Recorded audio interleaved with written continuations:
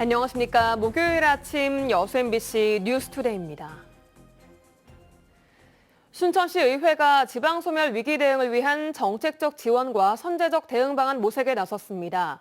순천시는 행안부가 지정한 인구 감소 지역에 포함되진 않았지만 청년층 인구 감소가 심각한 상황에서 정책 제시와 공조가 절실하기 때문으로 풀이됩니다.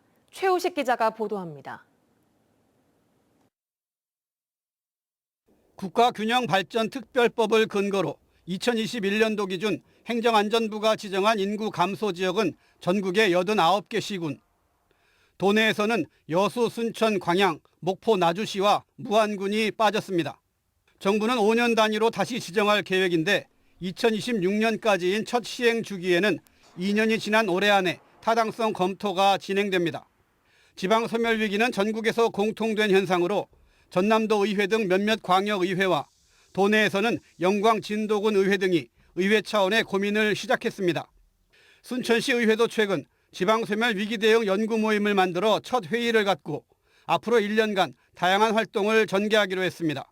순천시가 인구 소멸 지역에 포함된 건 아니지만 청년 인구 감소가 심각하다는 위기감에 선제적인 대응이 필요하다고 판단했기 때문입니다. 순천에서 유출되는 인구 중에 20대가 유출되는 인구의 73%를 또 차지하는 만큼 어떤 특정 연령층이 유출되는 이유는 반드시 존재하다고 생각을 합니다. 시의회는 인근 지자체 간의 주민등록 인구 경쟁이 아닌 지속가능한 정주인구 유입을 연구 과제로 삼아 인근 기초의회와도 연대하는 방안을 고민하고 있습니다. 특히 일자리 창출과 지방대학 활성화에 초점을 맞춰 지역에 맞는 현실성 있는 대안을 도출해 순천시에 정책 제안한다는 구상입니다. 지금까지 해왔던 산업이 아닌 또 새로운 미래 먹거리를 찾아야 된다고 생각을 하고요. 그거를 위해서는 이제 선제적으로 대안을 마련을 해서 순천시에 제안을 하고 또 정부가 주민등록 인구가 아닌 생활인구를 근거로 지자체 예산 지원 제도를 개선하도록 건의하고 지자체들이 권역별로 상호 협력해 인구 감소 지역을 거양하는 방안도 모색할 계획입니다.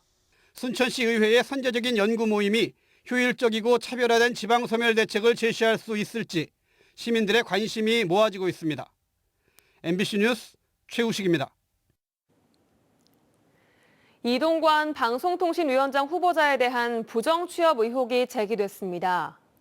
민주당 서동용 의원은 어제 보도자료를 통해 이 후보자가 지난 1985년 군 복무 중 동아일보 수습기자의 지원에 응시 자격을 위반했고 1차와 2차 시험 기간에 휴가나 외출 기록이 없다고 주장했습니다. 서 의원은 또 이 후보자가 군 전역일 이전에 동아일보에 취업한 것은 법 위반이라며 인사청문회 과정에서 관련 의혹들에 대한 철저한 검증이 이루어져야 한다고 강조했습니다. 도심뿐 아니라 지역까지 마약 관련 범죄가 광범위하게 확산하고 있습니다. 여수에서 최근 마약을 공급하거나 투약한 혐의로 베트남 외국인들이 해경에 붙잡혔습니다. 이들은 SNS에 버젓이 마약을 홍보하고 있었습니다. 보도에 김단비 기자입니다. 여수시 여서동의 한 노래방입니다. 해양 경찰들이 들이닥쳐 샅샅이 뒤지기 시작합니다. 직원 휴게실 이불을 걷자 초록색 알약이 담긴 봉지가 나옵니다. 마약류 중 하나인 엑스터시입니다. 업주에게 마약 소지 혐의를 추궁하자 부인합니다. 제명의 기회가 있고 유리한 기술을 교과할 수 없고 엑스터시 세정 외에 가루 마약을 흡입할 때 사용한 것으로 보이는 빨대와 마약 소분용 비닐봉지도 다수 발견됐습니다. 이곳 노래방에서 마약을 불법 유통한 판매자와 투약자 등 4명이 경찰에 붙잡혔습니다. 모두 베트남 국적의 20, 30대로 노래방 업주를 제외하고 도우미 등 3명에게서 마약 양성 반응이 나왔습니다. 또 이들 중 결혼 이주 여성이 2명이었고 1명은 불법 체류자였습니다. 피의자들은 베트남 외국인만 사용할 수 있는 SNS에 물건이 도착했다, 새로운 제품이 있다고 홍보해온 것으로 전해졌습니다. 5개월에 걸쳐 잠복 수사를 벌인 해경은 마약을 판매한 2명을 검찰에 구속 송치하고 투약한 2명에 대해서는 조사를 벌이고 있습니다. 피의자들이 서로 혐의를 부인하고 있어 마약 입수 경로에 대해서는 아직 확인되지 않고 있고요. 추가 조사를 이어가고 있습니다. 해경은 외국인 선원을 중심으로 마약이 확산하고 있는 것으로 보고 추가 투약자가 있는지 등 수사를 확대할 방침입니다. MBC 뉴스 김담입니다. 순천만 국가정원 내 도시숲과 개울길 광장을 잇는 2.5km 구간에서 오는 19일부터 다음 달 18일까지 국가정원 맨발 걷기 챌린지가 진행됩니다. 이번 맨발 걷기 챌린지는 정원 박람회 주요 콘텐츠의 하나인 맨발 걷기 길의 홍보와 시민 참여를 유도하기 위한 것으로 워크온 앱을 통해 20일 이상 걷기에 성공하면 선착순 1,000명에게 기념품이 지급됩니다. 순천시는 또 최근 우천으로 취소됐던 정원 어싱데이 행사를 다음 달 10일 국가정원과 오천 그린광장에서 박람회 홍보대사인 방송인 다니엘 린데만, 알베르토 몬디, 럭키 등이 참여한 가운데 개최할 예정이라고 밝혔습니다. 올해 고흥 남열 해돋이해수욕장의 방문객이 크게 증가한 것으로 나타났습니다. 고흥군은 지난 7월 15일부터 그제까지 32일간 남열 해돋이해수욕장을 운영한 결과 단 한 건의 물놀이 안전사고 없이 지난해보다 8.6% 늘어난 16,000여 명의 피서객이 다녀갔다고 밝혔습니다. 고흥군은 최근 남열 해수욕장이 서핑 명소로 인기를 얻고 있는 데다 안전하고 쾌적한 해수욕장으로 알려지면서 피서객이 증가 추세에 있다고 밝혔습니다. 광주시 교육청의 감사관 채용 비위 관련해 이정선 교육감의 침묵이 이어지고 있습니다. 시민사회단체들은 교육감의 공식 사과와 경찰 자진 출두를 거듭 요구했습니다. 조현성 기자입니다. 감사관 채용 과정에서 면접 점수 조작이 있었다는 감사원 감사 결과 발표 이후 이정선 교육감의 책임론이 갈수록 거세지고 있습니다. 점수 조작의 대상이 자신의 고교 동창이었다는 점에서 부적절한 정도가 아니라 명백한 채용 비리라는 것이 시민사회의 지적입니다. 하지만 감사원의 감사 결과 발표 이후에도 교육청과 교육감은 어떤 공식적인 입장을 내놓지 않고 있습니다. 급기야 이정선 교육감은 특성화 고등학교 학생들의 현장 실습 참관 등을 이유로 호주 출장을 떠났습니다. 우선 그쪽 사장이 급해서 가시긴 했거든요. 한 달 전부터 이미 예정된 일정이에요. 오셔서 이제 또 논의를 해봐야 될 것 같아요. 교육감의 무대응이 이어지면서 전교조 광주지구 등 교육 시민사회단체들이 한자리에 모였습니다. 이들은 교육감이 공식 사과하는 것은 물론 경찰의 자진 출두해서 조사를 받아야 한다고 목소리를 높였습니다. 인사비리 이정선 교육감이 직접 사과하라! 앞서 이정선 교육감이 지난해 8월 논란 속에서도 자신의 고교 동창을 3급 개방형 감사관으로 임용하자 광주 교사노조는 감사원에 감사를 청구했고 감사원은 지난 9일 면접 점수 조작이 확인됐다며 경찰에 수사를 의뢰했습니다. MBC 뉴스 조현성입니다. 광양시가 짚라인 공사 재개를 위한 행정 절차에 들어갑니다.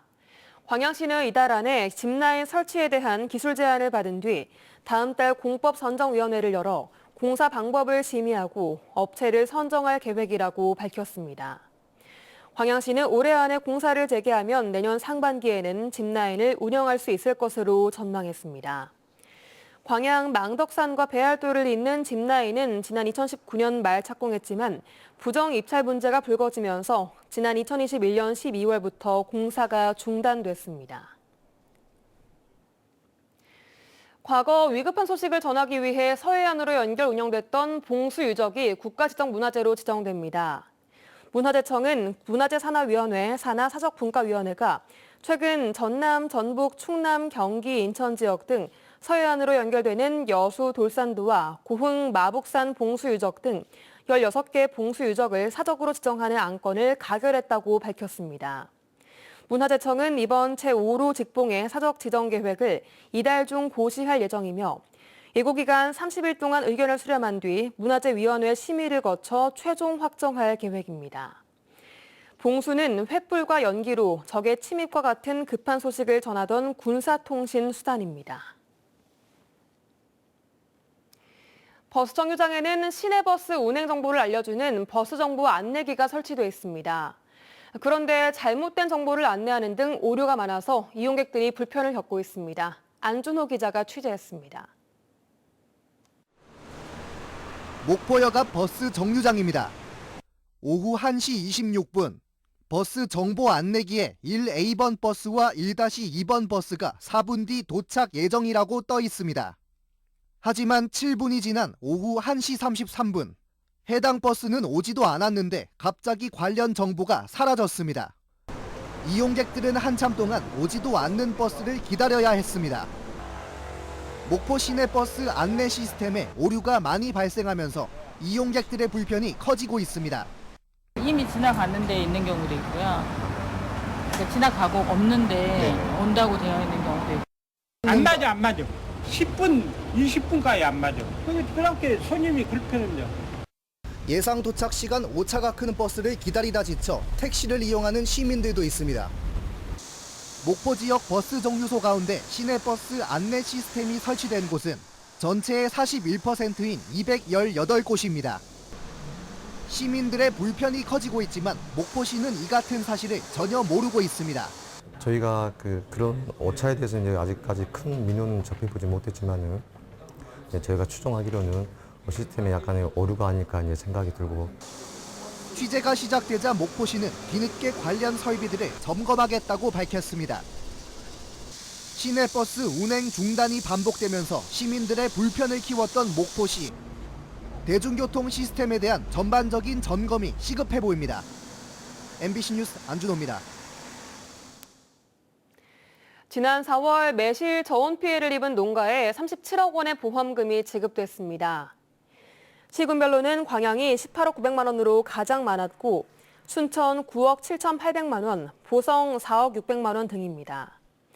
전남에서는 지난 4월 초 기온이 영하 2도까지 떨어지면서 착과 불량 등 매실 피해가 발생한 바 있습니다. 한편 배와 사과 등에 대한 재해보험금은 다음 달 지급될 예정입니다. 전남 지역의 미분양 아파트 수가 크게 늘어난 것으로 집계됐습니다. 전라남도의 통계를 보면 지난 6월 말 기준 미분양 아파트 수는 3,560가구로 전달보다 500여 가구 증가한 것으로 집계됐습니다. 전남에서 미분양 물량이 가장 많은 지역은 광양인데 총 1,756가구로 같은 기간 500가구 넘게 늘면서 전체 물량 급증에 영향을 줬습니다.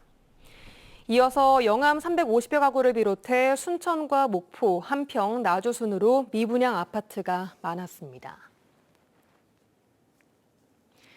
여수광양 항만공사와 지역 MBC 3사가 지역사회 발전과 상생 가치 확산을 위해 협력하기로 했습니다.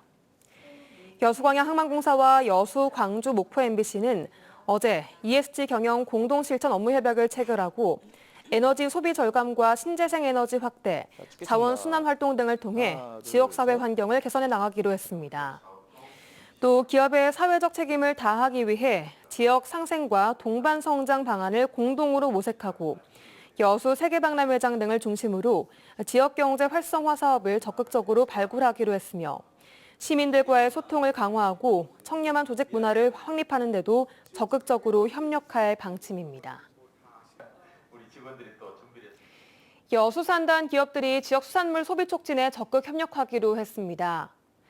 여수산단 공장장협의회는 어제 여수시와 업무협약을 체결하고 일본의 원전 오염수 해양 방류가 임박한 가운데 수산물 소비 감소에 따른 지역 수산물 우선 구매와 안전성 홍보에 적극 협력하기로 했습니다. 시는 여수산단 38개사의 지역 수산물 소비 촉진 활동이 본격화하면 지역 수산물의 소비량 증가에 큰 도움이 될 것으로 기대했습니다. 한편 어제 여수해수청도 해양수산업체 관계자 100여 명이 참석한 가운데 수산물 소비 활성화를 위한 시식 행사를 가졌습니다. 일본 후쿠시마 원전 오염수 방류를 규탄하는 어민들의 대규모 집회가 고흥에서 열렸습니다. 전국 어민회 총연맹 고흥지회와 어민 1,500여 명은 어제 고흥 녹동 바다정원 일대에 모여 국민의 안전과 국내 수산시장 보호를 위해 후쿠시마 오염수를 방류하지 말아야 한다고 주장했습니다.